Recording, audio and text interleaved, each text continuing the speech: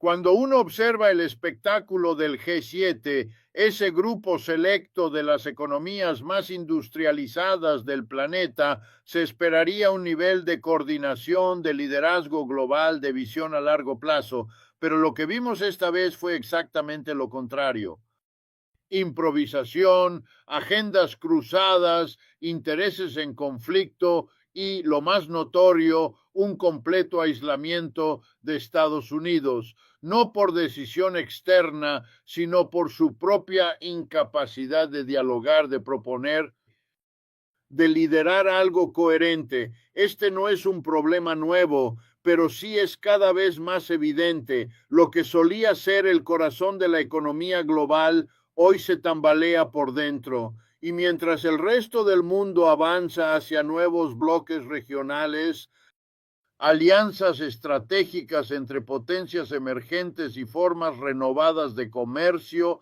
Estados Unidos se queda atascado en una lógica imperial que ya no funciona, una lógica que de hecho ya nadie está dispuesto a aceptar. El fracaso del G7 fue simbólicamente brutal. No hubo consenso real sobre los temas centrales: cambio climático, inteligencia artificial, comercio internacional e incluso el propio conflicto en Europa del Este. Pero lo más llamativo fue la ausencia de una propuesta concreta de Washington. Lo que llevó fue más bien una lista de exigencias, como si todavía estuviera en la década de 1990, como si pudiera dictar las reglas sin dar nada a cambio. Y eso, en un mundo multipolar, no solo no funciona, termina siendo contraproducente. Donald Trump, aunque ya no esté en la Casa Blanca, sigue siendo una figura clave porque representa esa visión estancada, egocéntrica y desconectada del resto del planeta. Lo interesante es que incluso aliados históricos están empezando a marcar distancia. Francia y Alemania, por ejemplo, no solo evitan alinearse completamente con Estados Unidos, están proponiendo rutas propias, alternativas energéticas, monedas digitales y acuerdos comerciales que excluyen directamente a Washington. Es decir, lo que está ocurriendo no es simplemente un tropiezo diplomático, es una reconfiguración profunda del orden mundial. Y en esa nueva configuración, Estados Unidos no está liderando, está reaccionando con lentitud, con torpeza y sobre todo con una nostalgia que roza el delirio. Y aquí es donde los números nos dan el golpe más claro. Durante las últimas 2 décadas, el peso del Producto Interno Bruto estadounidense en la economía global ha pasado de casi un 30% a menos del 20%. Y si seguimos con la tendencia actual, para el año 2040 ese número podría caer por debajo del 15%. Es un declive estructural y no hay muro, ni tratado comercial unilateral, ni sanción que pueda revertirlo. Las inversiones extranjeras directas en suelo estadounidense han disminuido más de un 40% en los últimos 5 años. Mientras tanto, países como India, como Vietnam, Indonesia y Brasil han visto incrementos exponenciales.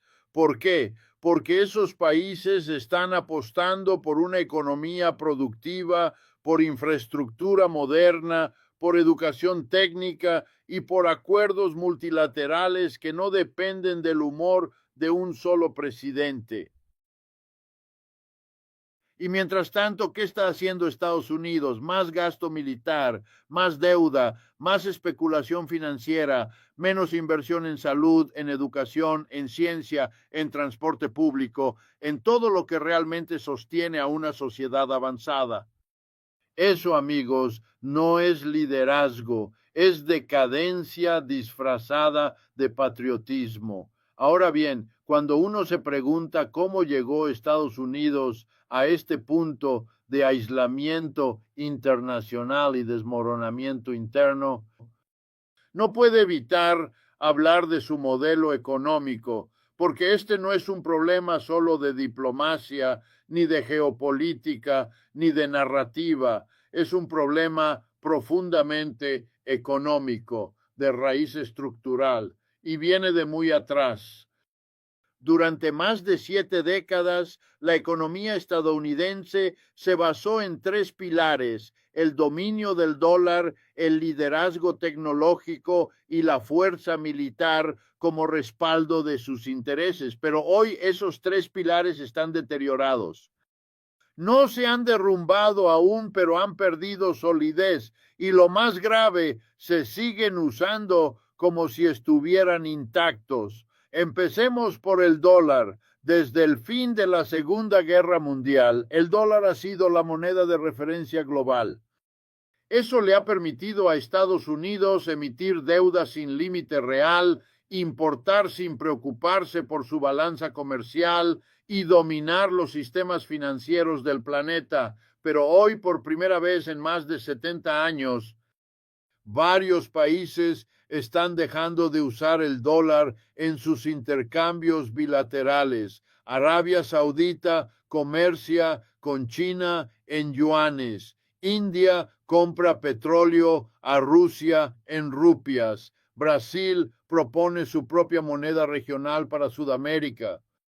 No estamos hablando de intenciones, estamos hablando de transacciones reales, cifras que ya mueven mercados, y cada una de esas operaciones fuera del dólar debilita un poco más el poder estadounidense, porque lo que se está erosionando es la base de su capacidad de financiarse sin consecuencias. Ahora pasemos al segundo pilar, la tecnología. Sí, Estados Unidos sigue teniendo empresas gigantescas como Apple, Microsoft, Meta o Amazon, pero la innovación real, la investigación básica, los desarrollos científicos, las nuevas patentes industriales, ya no es un monopolio estadounidense. Hoy China registra más patentes al año que Estados Unidos. Y su inversión en inteligencia artificial, computación cuántica y telecomunicaciones supera por mucho a la que hace Washington. En universidades públicas estadounidenses, los laboratorios están recortando personal. En cambio, en Asia, las universidades están ampliando sus centros de investigación, contratando a los mejores científicos y publicando más papers que nunca. Eso no es anecdótico, es el indicio claro de una transferencia de liderazgo. Y finalmente, el tercer pilar, el poder militar. Estados Unidos sigue gastando más en defensa que los siguientes 10 países juntos. Pero ¿qué está logrando con eso? Después de 20 años en Afganistán, salió derrotado y humillado. En Irak dejó un país destruido, inestable y controlado en parte por milicias proiraníes, y ahora su capacidad de imponer condiciones en conflictos regionales ha quedado severamente limitada.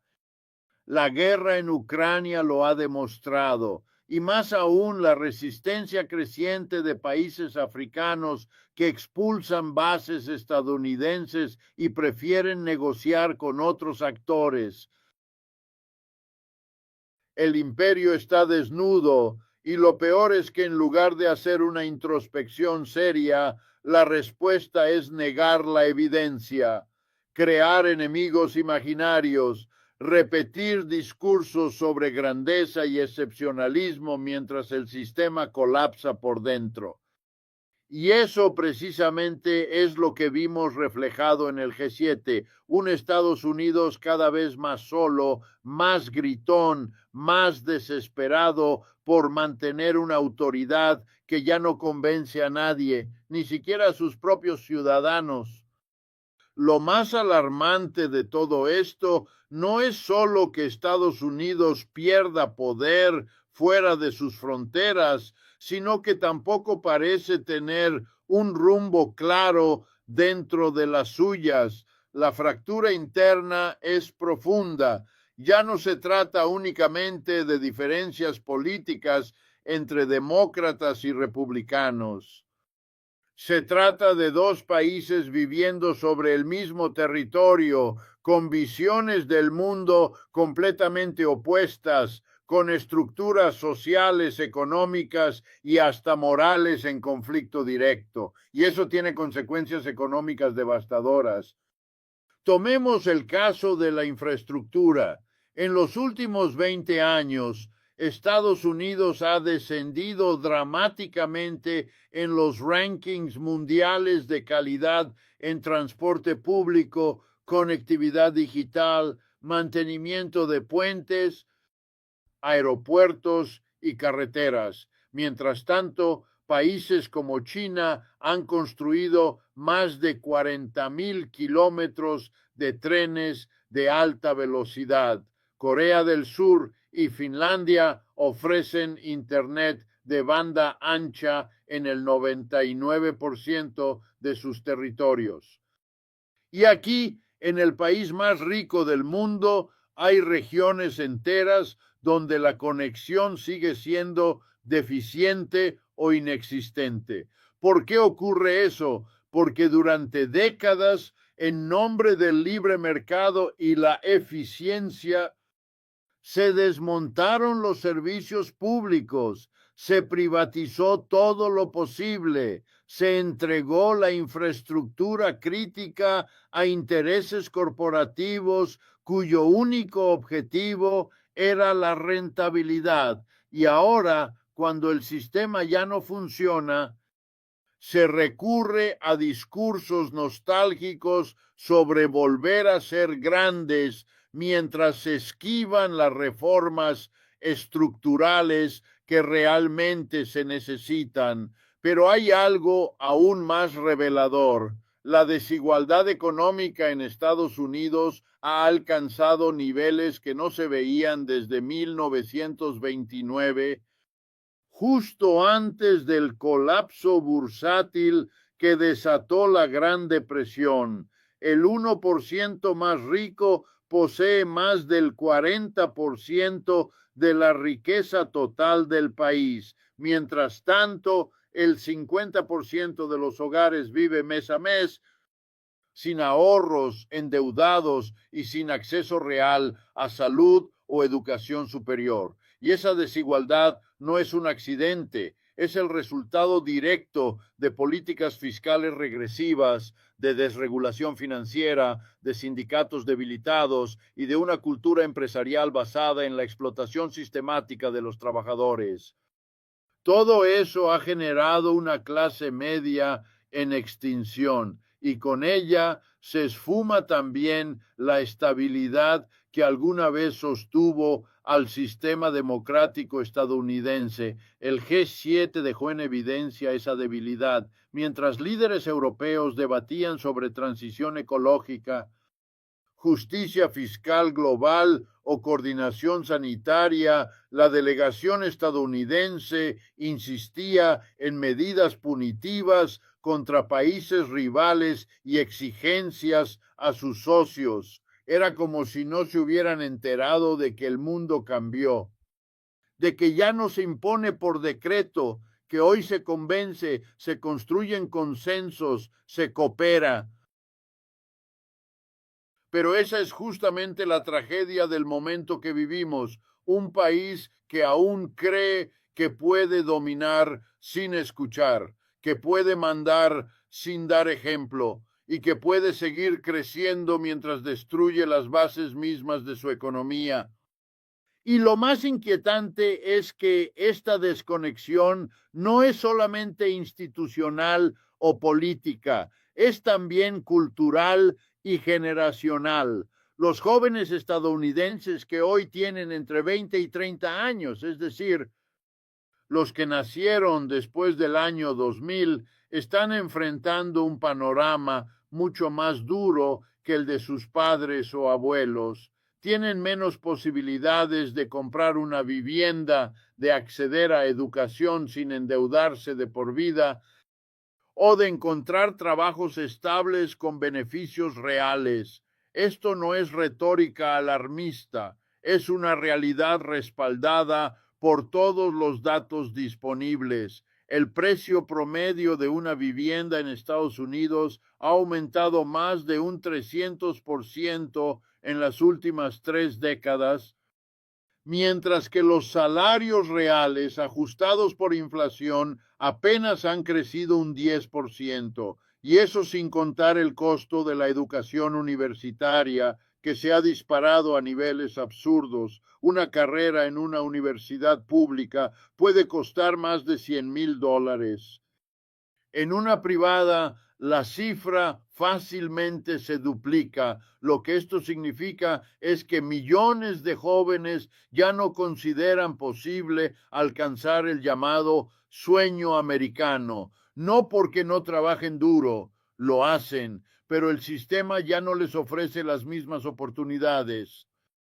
Y eso ha generado una frustración silenciosa pero profunda, una generación entera que ve cómo los beneficios del crecimiento económico se concentran en manos de unos pocos, mientras ellos enfrentan alquileres impagables, trabajos precarios y un futuro lleno de incertidumbre. ¿Y cuál ha sido la respuesta del liderazgo político? Más promesas vacías, más subsidios temporales, más discursos sobre esfuerzo personal, mientras se recortan programas sociales, se otorgan exenciones fiscales a las grandes corporaciones y se incrementa el gasto militar, porque aquí hay que ser claros, Estados Unidos no está en crisis por falta de recursos, está en crisis por la forma en que esos recursos se distribuyen y se utilizan. El presupuesto militar anual supera los 800,000 millones de dólares. Eso es más que el Producto Interno Bruto completo de países como Suiza o Suecia. Y sin embargo, los sistemas escolares públicos están en decadencia. Los hospitales colapsan, las universidades despiden profesores y los puentes se caen. Entonces, ¿dónde está el problema? En la prioridad, en la visión, en la estructura económica que favorece la acumulación privada sobre el bienestar colectivo.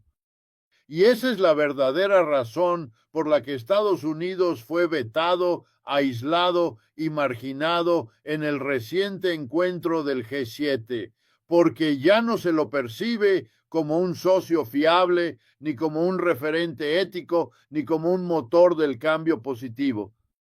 Se lo ve como una potencia en declive, atrapada en sus contradicciones internas y cada vez más agresiva como forma de compensar su pérdida de influencia. Pero esa estrategia no está funcionando. De hecho, está acelerando el aislamiento. Y lo más desconcertante de este declive es que, a pesar de que los síntomas están por todas partes, una buena parte de la población no los ve o no quiere verlos. ¿Por qué? Porque el sistema ha invertido miles de millones en construir una narrativa que oculta la realidad. Una narrativa donde la culpa siempre es externa. Los inmigrantes, los chinos, los europeos, los socialistas, los comunistas, los progresistas, cualquier cosa menos el propio sistema que ha generado la desigualdad, la precariedad y la polarización actuales. Esa narrativa funciona porque se repite sin cesar en los grandes medios de comunicación, en los discursos políticos, en las redes sociales y en la publicidad. Es una maquinaria ideológica que mantiene a millones de personas atrapadas en una visión distorsionada de la realidad, una visión en la que todo va bien, excepto por los enemigos internos y externos que intentan sabotear la grandeza nacional. Y ahí es donde entra Donald Trump, porque él no inventó esta narrativa, pero la entendió mejor que nadie. Supo convertir el resentimiento acumulado en capital político, supo señalar culpables imaginarios con el dedo y venderse como la única salvación frente al caos. Pero lo que nunca hizo, ni él ni los que vinieron después, fue enfrentar las causas reales del malestar económico. Nunca propuso una reforma fiscal progresiva. Nunca planteó una reindustrialización planificada que devolviera empleos dignos a los trabajadores, nunca fortaleció a los sindicatos, nunca reguló a fondo el sector financiero, nunca invirtió seriamente en educación pública ni en salud universal. Lo que hizo fue lo contrario, reforzar el modelo neoliberal, desmantelar las instituciones que protegían a los más vulnerables y exacerbar el conflicto social. Y ahora, tras su salida formal del poder, sus ideas siguen vivas, de hecho están más presentes que nunca. El veto simbólico que ha sufrido Estados Unidos en el G7 no es solo contra un país, es contra una lógica de dominación que ha demostrado ser destructiva. Una lógica que genera guerras, sanciones, bloqueos, desigualdad y colapso climático, porque el mundo ya no quiere más de lo mismo, no quiere más tratados comerciales diseñados para beneficiar a las multinacionales. No quiere más recetas del Fondo Monetario Internacional que empobrecen a los pueblos. No quiere más imposiciones unilaterales disfrazadas de democracia. Y aquí es donde el análisis económico se vuelve político en el mejor sentido. Cuando nos obliga a pensar qué tipo de sistema queremos construir, porque si algo ha quedado claro es que el modelo estadounidense tal como está no es sostenible, ni para ellos ni para el resto del planeta. Y aún así, la clase dirigente no parece entenderlo, insiste en las mismas estrategias fallidas, más deuda, más recortes, más privilegios para los que ya lo tienen todo. Y mientras tanto, millones de ciudadanos quedan al margen, invisibles, sin voz, sin futuro. Esa es la verdadera crisis, no la que aparece en los titulares, sino la que se vive todos los días en los hogares, en las calles, en las escuelas, en los hospitales, en los barrios que ya no creen en promesas porque saben que el sistema está diseñado para no cumplirlas. Una de las señales más claras del agotamiento del modelo estadounidense es su incapacidad para ofrecer soluciones nuevas. Frente a cada nueva crisis, la respuesta es siempre la misma: bajar impuestos a los ricos, subir el gasto en defensa, imprimir más dinero y culpar a otros, pero ya no funciona. Y no lo digo como una opinión, lo muestran los datos. Durante los últimos 15 años, la Reserva Federal ha inyectado más de 9 billones de dólares en los mercados financieros. El resultado, las bolsas subieron, sí, los millonarios se hicieron aún más millonarios, pero para el ciudadano promedio nada cambió. De hecho, en muchos casos empeoró, porque esa liquidez no fue a parar a la economía real. No se invirtió en fábricas, ni en empleos, ni en innovación útil. Se usó para recomprar acciones, inflar burbujas especulativas y enriquecer a quienes ya concentraban el capital. Eso no es crecimiento. Es una ilusión de crecimiento y lo peor de todo, es una ilusión financiada con deuda. Hoy la deuda pública estadounidense supera los 33 billones de dólares. Es una cifra que escapa a cualquier lógica. Para ponerlo en perspectiva, si dividimos esa deuda entre la población, cada ciudadano, incluyendo a bebés y jubilados, debería más de $100,000 y, sin embargo, se sigue actuando como si esa cifra no importara, como si fuera normal, como si pudiera seguir aumentando eternamente sin consecuencias, pero la realidad ya está mostrando sus efectos. Los intereses que Estados Unidos paga solo por mantener su deuda ya superan el gasto anual en educación pública. Eso quiere decir que más dinero va a los acreedores que a las escuelas. Más recursos se destinan a sostener el sistema financiero que a preparar a las próximas generaciones. ¿Y cuál es la solución que proponen desde el poder? Ajuste, reducción de gastos en programas sociales, reforma a la seguridad social, privatización silenciosa de servicios. En otras palabras, que los costos del colapso los pague la clase trabajadora, siempre. Y esto no ocurre en el vacío. Ocurre mientras las empresas más grandes del país reportan ganancias récord, mientras los directivos de Wall Street se premian con bonificaciones multimillonarias, mientras los grandes fondos de inversión compran casas por miles para luego alquilarlas a precios inalcanzables. Entonces uno se pregunta, ¿no es este el retrato perfecto de una economía fallida? Porque el éxito económico no se mide por el número de millonarios, se mide por la calidad de vida del conjunto. Y en ese sentido, Estados Unidos está muy lejos de ser un modelo. En esperanza de vida, por ejemplo, ha descendido 2 años consecutivos. En mortalidad materna está entre los peores de los países desarrollados. En acceso a salud, en desigualdad infantil, en vivienda, en educación, los indicadores no mienten. El sistema está roto y, sin embargo, seguimos escuchando a líderes que prometen hacer América grande otra vez, como si alguna vez fuera suficiente con repetir una consigna para revertir décadas de deterioro estructural. Eso no es liderazgo, es marketing ideológico.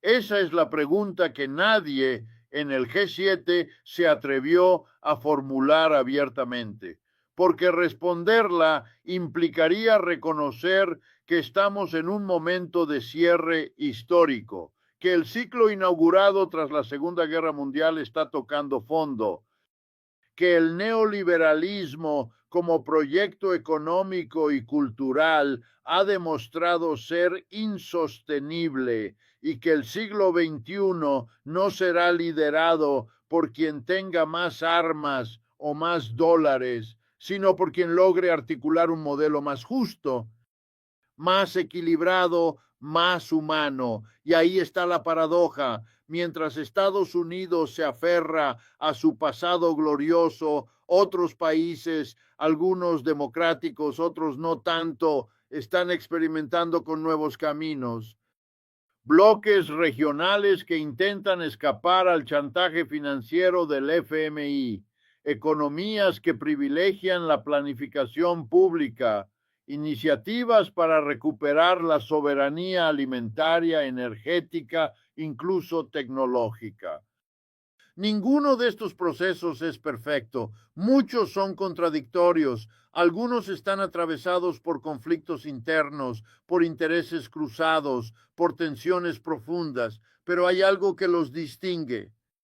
Están vivos, están en movimiento, están pensando en futuro, y eso es algo que ya no puede decirse de Estados Unidos con la misma convicción. Trump fue vetado, no solo como individuo, como símbolo, como síntesis de un país que ya no lidera, sino que impone, que ya no propone, sino que exige, que ya no convence, sino que amenaza. Y lo más importante, un país que en su arrogancia ha olvidado cómo mirar hacia adentro, porque la solución nunca vendrá de más represión, más control, más propaganda, vendrá de asumir que el modelo fracasó, que ya no sirve, que necesita una transformación profunda, económica, sí, pero también social, cultural y ecológica. No es una predicción apocalíptica,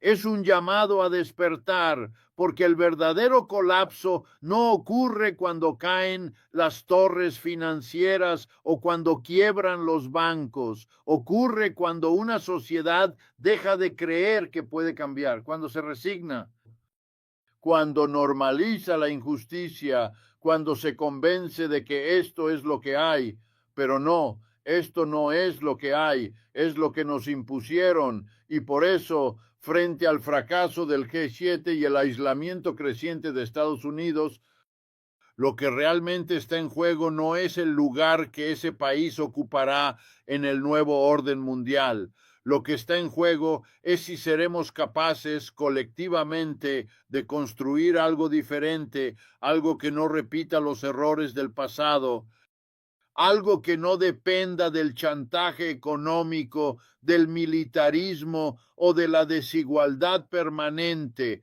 algo donde la economía vuelva a estar al servicio de la vida y no al revés. Ese y solo ese será el verdadero punto de inflexión.